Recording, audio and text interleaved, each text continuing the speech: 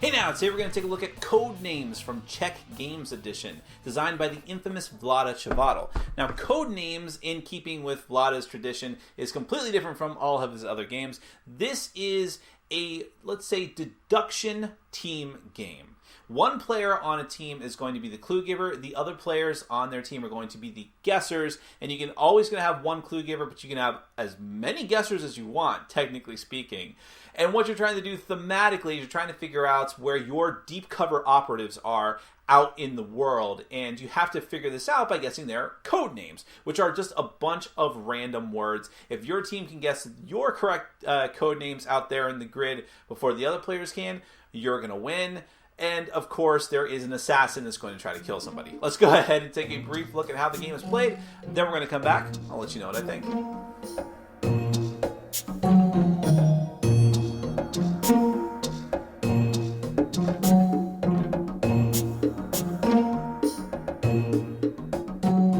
All right, let me run you through Codenames. This is a competitive team game. Now, you can play this game with 2 or 3 players. There's variant rules for that. It's not that drastically different from the main game. It's just like you're all working together to get through a certain amount of clues. I'll be honest, I have not played that mode. I've only played this with a minimum of 4 players or more. I've played it with a lot more. So I only know how that works, just to let you know ahead of time. Now, the goal of this game is, well, the theme, and I kind of mentioned this in the intro, is that you're trying to discover all of your secret agents that are out on the board. One player is going to be associated with the red color, one player is going to be associated with the blue color, or I should say one team is going to be associated with each of those colors. And then on the team, you're going to, each team has one player and only one player who is the clue giver. And all of the other players, which could be one other player or as many players as you want, really, are the guessers on that team and will sit opposite of the clue givers. Your goal as the clue giver is to give clues that are subtle enough but precise enough to let your guessers figure out the correct code names from out on this 5x5 grid of random words. Every time that you get one correct, you get to put out one of your colored cards. If you get rid of all of your colored cards, your team immediately wins the game. No ifs, ands, or buts. However, if the assassin is accidentally contacted out there in the field, then your team accidentally loses. So first, let me give you just a little bit close-up of what this 5x5 grid of cards is. As you can see, they are all just random words. There's the same word flipped so that the guessers can see on the same card. And all these cards are double-sided, and there's quite a lot of them, by the way. So with a random configuration each time, it is not likely that you'll start seeing the same ones too quickly. There's a lot of variety here. Going through the rest of the components, I should mention that there is a timer here. The timer is completely optional. There's not really a game rule associated with it. Rather, if you find that someone, whether it's the guessers or a clue giver, is taking too long, anyone can just say, okay, come on, speed it up, let's go. It's just something to keep people moving along, and to be honest, I love that. I've seen other games do that, and I think it works well. Now, you also have a deck of grid cards, and you're only going to use one of these for each game. You have a little plastic stand that you're going to put it into, and only the 2 clue givers on either team are allowed to look at this. You'll literally put it facing away from the guessers on each team, and only you and the other person sitting next to each other get to look at it. There's a few important things here. First off, the lights on each side, there's these red points each here, that tells you which team is starting first. So some of these will be blue, this one happens to be red.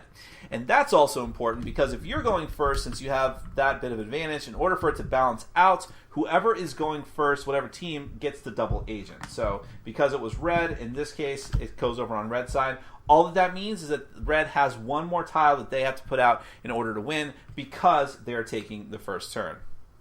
So going back to that grid and what it means, essentially what you're doing, remember I said that you have to get rid of every one of your cards and your colored cards. And the way that you're going to do that is by having your teammates guess the correct word card that corresponds to your team's color on this grid. Now you can move this, when you lock it in place, you can switch this card in whatever direction you want. It doesn't matter as long as the orientation of this grid, as long as the orientations out in the lineup stay the same. But so for example, in this case, if I was on the blue team, and I'm always on the blue team because blue is my color, then I need to have my teammates, if I'm the clue giver, I need to have my teammates guess all of these blue marked areas. And I have to avoid the assassin at all costs. And how you do this, as you might have imagined, you're the clue giver, you're going to give clues. Or how this works, though, when it's your turn, remember it starts with whoever is the first player as indicated here, you give a one-word clue, and only one word, and there are a lot of specific rules about how this is going to work. It has to be a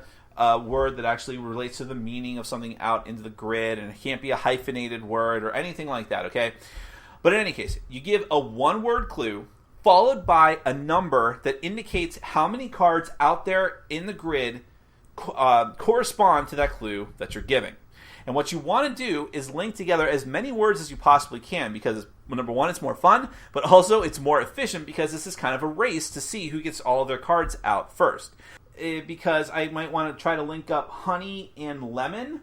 So you gotta give a clue that has something to do with the meanings of the words and hope that your guessers can link those together. So I could say tree 2. It's a long shot.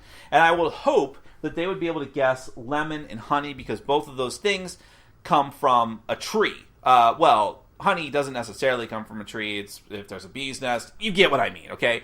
It's tenuous, but that's part of the game, is that you have to link together these tenuous things and hope that your teammates can pick up on them, all the while hoping that whatever clue you're giving is not leading them towards the assassin card. The reason for that is if your team accidentally guesses the assassin card, which is the black square here, which in this case is Bermuda, if that ever happens, for some reason they give you this just to stick it in their face, the team that accidentally guesses the assassin card automatically loses. Done. You are just toast.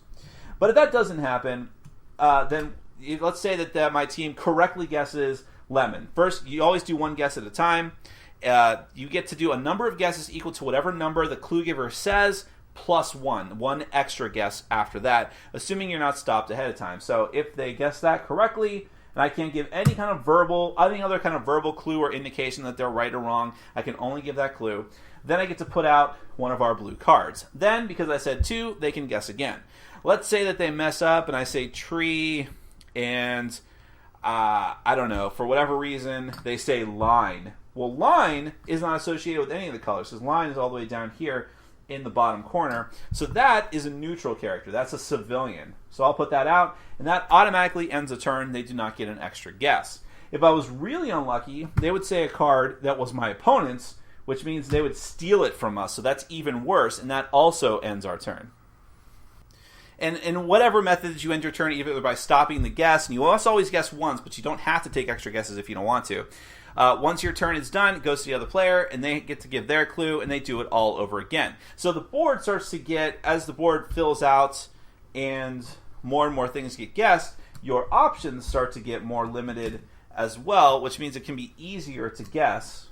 And in fact, you may even want to give what the rulebook calls an expert clue and say 0 as your number, indicating that whatever word you say, so let's say, try to give a legit example here, sham honey. I could say our clues have nothing to do with clothing. Or what you'd say is clothing 0. That indicates to your teammates that none of our remaining clues, our remaining cards, have anything to do with clothing. That can be a risky thing to do, but that's just another example of how you can play the game. But typically you're going to be saying something 1, something 2. You can even, as high as you want to risk going, you can do that. And clues never go away, which means on future turns, if options have been eliminated and there was some part of one of your previous clues that your teammates weren't able to guess, and they get an extra guess on a future turn, they can be like, oh, you know what? I think it's got to be honey.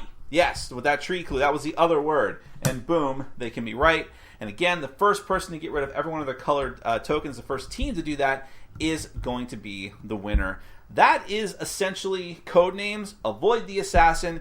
Get your contacts first. That's the game. Now, let's get to my final thoughts.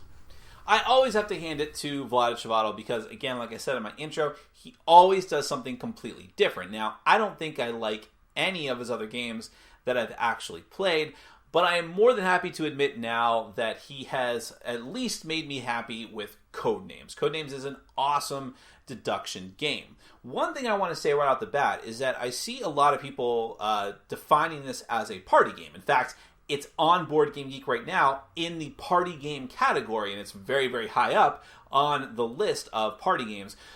But I really do not consider this to be a party game. It's not that it's like too smart to be a party game or anything like that. I feel it plays best with 4 players. And to me, that does not a party game make. And I suppose that's a wider argument you can make as to, does number of players necessarily definitively define whether or not something's a party game? And again, yes, you absolutely can play this with thousands of people if you want, with just one clue giver, and the other players just all guessing together as a group. That's fine. I still feel it plays best with 4, 2 on each team. And because of that, and because it can be a very thoughtful game at times, not necessarily that it's like too smart a game, but just because it can be kind of a quiet game, I hesitate to call this a party game. And while I definitely don't think that's a criticism, I think it's something you should be aware of going into this. This isn't, to me, this isn't necessarily like this big raucous game like so many other party games are. But okay, let's move on. The theme of the game is not really there. I think it's clever that they came up with that whole thing of figuring out someone's code name, but it's not really that. This is just a word guessing game. It's just a very clever one at that. The components are okay. They're nothing spectacular. I do like the artwork. I do like that I actually didn't make this clear in the overview, although I definitely should have, but the tokens are double-sided, male and female. Not a big deal, but okay, I'm glad that they did it. The optional timer, like I said in my overview, is very useful. More than you would think, even though it is strictly optional, and it does definitely aggravate some people when you're like, okay, come on, let's go, let's get this over with. Because the thing is, part of Codenames' strength is that it can be a very, very fast game. You can play multiple games one after the other, and it's very simple to just flip the cards over to the other side and initiate a new game at that point. And there are so many cards that you're not going to run out of variability anytime soon. What I like about this game so much, as with any kind of game that falls in this broad category, like Hanabi or maybe even Spyfall to a degree, because you're trying to play word games here. It's not just try to guess the word. It's let me give you a clue that you have to parse out, and it's like the deduction first is just figuring out what could that possibly mean, how many things is this going to apply to, and getting into that person's head and figuring that out. So the game does reward you playing, like those other games that I mentioned, especially like Hanabi, it does reward you for repeated plays with the same people, because you can kind of figure out, oh, okay, I know what wavelength he or she is on, and when she says, I don't know, bear, then that's definitely going to mean these other 2 cards here. I can't make up examples on the spot, sorry. But I love that whole dynamic. I love going for the big shot, for going for like, I'm going to go for 4 and see what happens, and going for those big push your luck risks, which are necessary in the game because you're racing to the finish to get your stuff out there before the other players do. And when one team gets out more and pulls ahead of you, you're like, our backs to the wall. We got to make a big play this turn. And then that pressure's on, and it's really, really interesting. I think this is one of those few games where it plays just as fun, for me personally at least, if I was the clue giver, which I really enjoy. It's very stressful, but I like it. Or if I'm the guesser, because I really enjoy it and it's very stressful. They're both kind of equal, because and it's just you and that clue giver, and it's so tense. You're like sitting there as a clue giver, just watching. Like there have been games where my teammates have danced around the assassin. Like I thought I was so careful and gave a clue that was not going to lead towards the assassin, and then I see them, like, one player's like, what about this one here? And it's the assassin, and I'm like, ugh. And you can't say anything, excuse me, you can't do anything, make any eye contact, which is very, very tough to do, but I love that amount of tension, and the whole idea that the assassin's out there, that really is a big pivotal point of this game. Without that, it would just be interesting, but having to dance around that assassin makes it so much more interesting. So I really, really enjoy this game, if you couldn't tell. Again, I would give you the caveat that I don't consider it much of a party game if you go into it expecting that. I do think it's better with less players. I haven't played it with 2 or 3, though. There are variants for that. I don't think that would be good, but I think 4 is a great number, or maybe even 6 at the most with 2 people as the guessers. That's okay. I do think that it's not going to be for everybody, not just because of that, but because it is a deduction game. It can be kind of thoughtful and trying to get into the other person's head, and that's not necessarily everybody's cup of tea. And I can imagine people who are really, really smart, really, really good at heavy strategic games just bombing out with this. And I've already seen it happen because it's just not their speed. But for me and for a lot of other people that I played with, this is the bomb. It is awesome. Really, really enjoyed it. Really surprised because, again, I'm not a big fan of almost all of Vlad Chvátil's other games. But this is a winner. That is Codenames from Czech Games Edition. Check it out. Thanks for watching. Follow us on Facebook, Twitter, and Patreon. And make sure to check out our sponsor, Board Game Bliss, where you can find an amazing selection of games from around the world. BoardGameBliss.com. Thanks for your support.